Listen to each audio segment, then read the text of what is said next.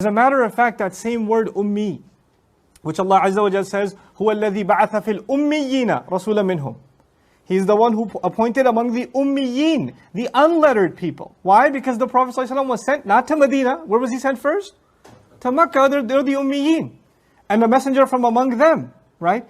So when that same word, which to us is actually a noble word, because it's one of the descriptions of the Prophet ﷺ, and it's part of his miracle. This was a term that was actually an insult used by the Yahud and the Nasara, the rabbis among them, and the priests among them. They would actually say, this one's going to teach you? He doesn't even know how to read and write. What's he going to teach you? And so with that, the reason I shared that background with you is because the first words of this surah are Alif Lam Mim. These are 3 letters. They're letters. And the only person who anybody who knows letters, the only reason they would know letters is because they're learning to read. There's no other reason you should know letters. You know, there are people that are uneducated. They never received any education in English. They speak English, but they never went to school. You tell them A, B, C, D, E, F, G, H, I. These words make no sense to them. These letters have no value to them. What does that even mean? What do you mean W? What is that? I have never heard this word before. Because the only time you worry about letters is when you worry about spelling. And the only time you worry about spelling is if you're going to read or you're going to write. Yes? And that's something the Prophet ﷺ has no access to. So when he recites Alif, Lam, Mim, it already sends shockwaves in that community. Wait, who taught him letters? I thought he's ummi. If he's saying Alif, Lam, Mim, it must mean he has a teacher. Because he can't learn those on his own. If he doesn't know, he should just be saying Alam. Alam tara kayfa fa'ala rabbuka bi ashabil fil. You know? That's what he should be saying. But the fact that he's saying Alif, Lam, Mim necessarily means he has a teacher. So now even the people that are listening to him are saying, who's his teacher? And what are they teaching him? I mean, and why would they teach him these letters? So it created that question in the mind of the audience. And that's very, very important. Because the question will be answered that the teacher is Allah. He's the one who's taught him. Right? And the idea that he is actually receiving an education, because otherwise there's no way he would even know what letters signify anyway. The second thing you should know about Alif Lam Mim is its unprecedented usage. That the Qur'an said things in a way that had never been used before. Nobody talked like this. The Arabs were very proud of their language. They used to think of everybody else as ajam, basically incapable of proper speech, retarded even, which is a politically incorrect term nowadays. They thought everybody is less because they don't know Al-Arabiya, and they're the ones that are, that mastered the language.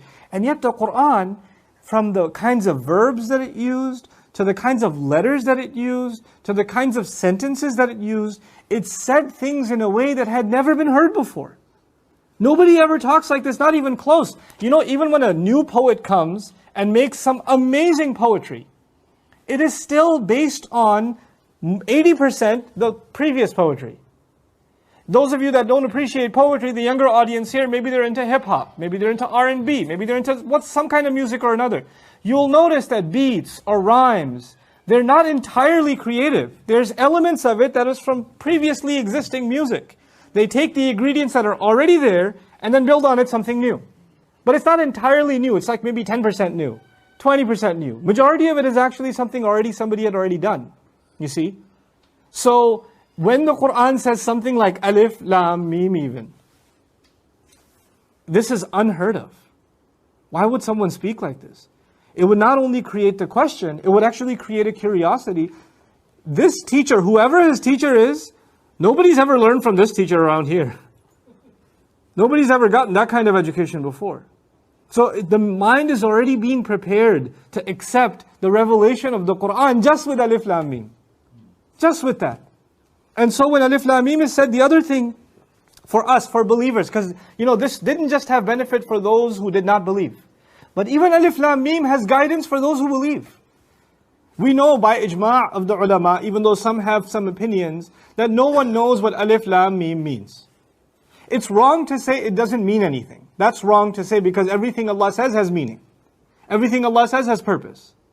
But on the other hand, everything Allah gave us, we know is for our benefit. Allah doesn't speak in the Qur'an, He doesn't speak unless it is something that will teach you and me something. He himself says, علم القرآن. علم القرآن. He didn't just say قال القرآن. He said the Qur'an. تكلم القرآن. He spoke the Qur'an. No. علم القرآن. He taught the Qur'an. The thing about teaching as opposed to speaking, when someone's speaking, they're just running their mouth. But when someone is teaching, who do they have in mind? The student. So everything they teach is supposed to benefit who? The student. Which means with that formula, even when you read Alif Lam Mim, it is supposed to have some kind of benefit for you. But then the question arises, I don't even know what it means. How is it supposed to benefit me? Because in order for me to benefit, I have to understand. And especially when you're sitting in a classroom and a teacher says something and you don't get it, that means you didn't benefit. So you have to raise your hand and say, what? I don't understand. Could you repeat that? Could you explain it to me? I need a better explanation. But no matter who you ask in the world, can somebody explain Alif Lam Mim? Could somebody tell me what it means? What's the tafsir of these letters? What's the mystery behind them? Nobody has a clear answer.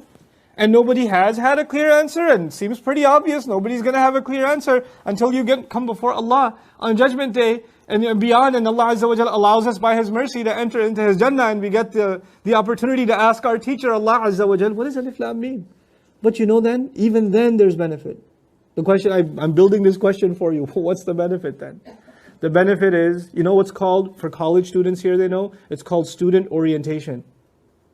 You ever heard of student orientation? First day of class, the teacher comes into the classroom and says, listen, you have to have this attitude. You have to put this much hours in homework. You better not do this, this, and this. You better finish your assignments on time. The exams, you better start preparing for them 3 weeks in advance. He prepares you mentally for everything that's coming, yes? And if you're not properly mentally prepared for the course, and the best one to prepare you is the teacher himself, then you're not going to have the right attitude necessary to be able to succeed in learning. The first orientation for the student of the Qur'an is that they don't know anything. The first orientation for the student of the Qur'an is Alif Lam Mim. What does it mean? You don't know, and you better get used to that. Wallahu ya'lamu wa antum la ta'lamun. Allah is the one who knows, you're the ones who don't know.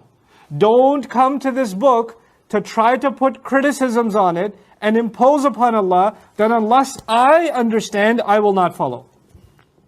Unless I am satisfied, my curiosity is satisfied, until then, I'm not convinced enough, I don't want to follow it. No.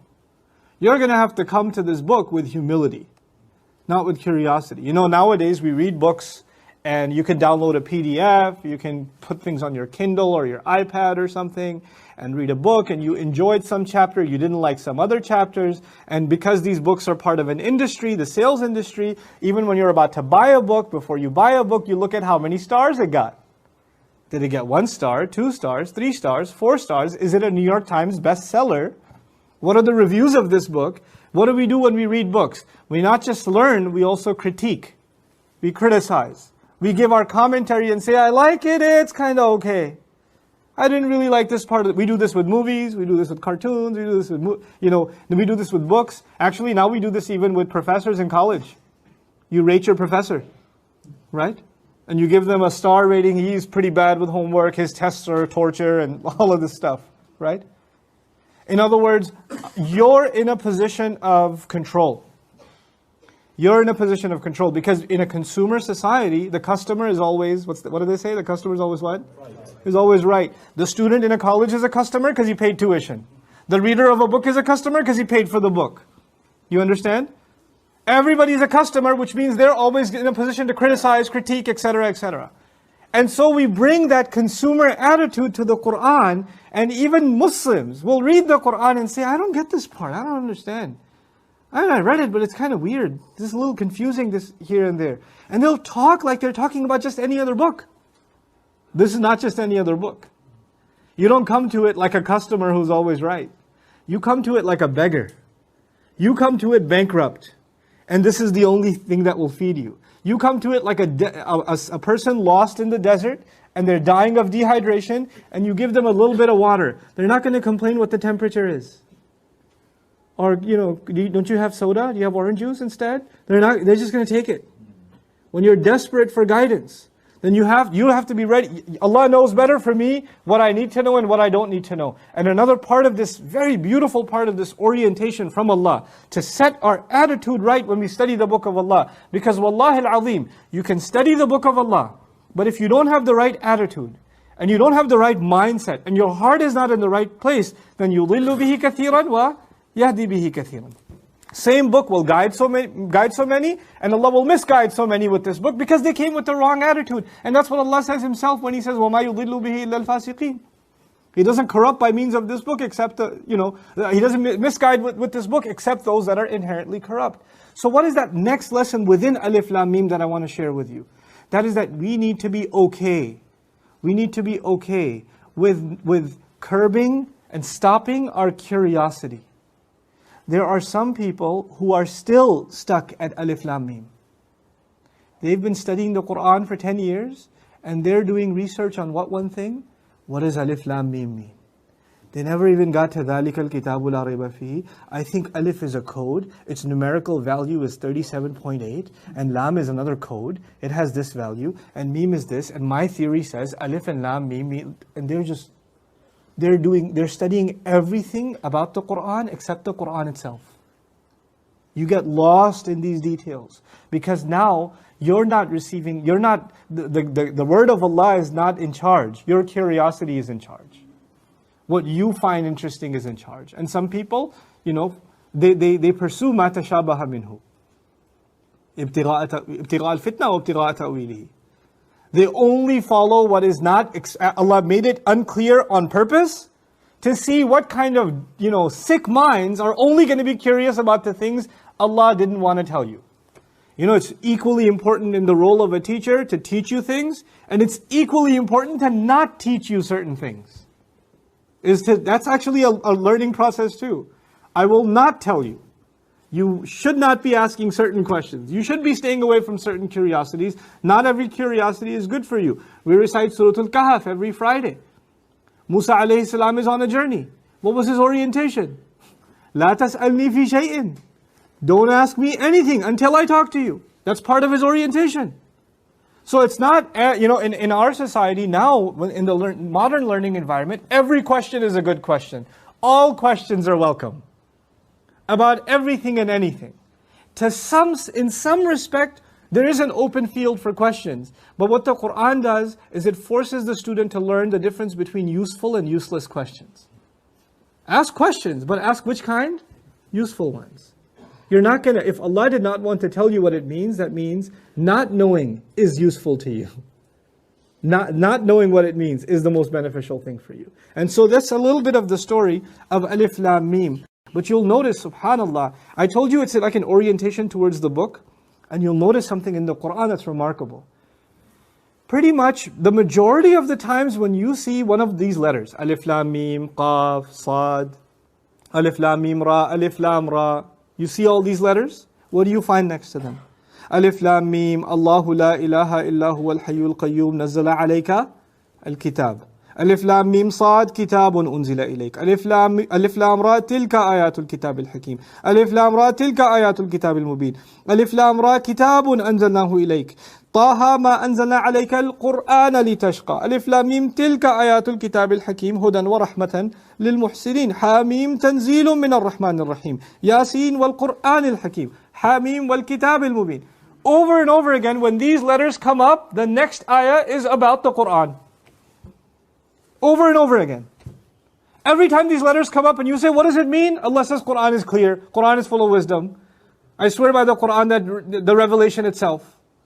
It's like Allah gives us that orientation, but that's part of it, that part of the orientation you easily forget. Easily forgotten that we have to humble our curiosity and guide our minds in a good direction. And so Allah Azza wa Jal reminds us of that lesson over and over and over and over again. And He doesn't even keep the same letters. He changes the letters. So the curious cat inside of us goes, why Hamim this time? Why not Alif Lam Mim this time? What about Alif Lam Ra? That one has Alif Lam Ra, this one has Alif Lam Mim. What's going on over here? So you want to, and Allah tests you with it. He tests you, literally tests you with it. Are you going to get lost in these curiosities or find purpose in the book? Subhanahu wa ta'ala.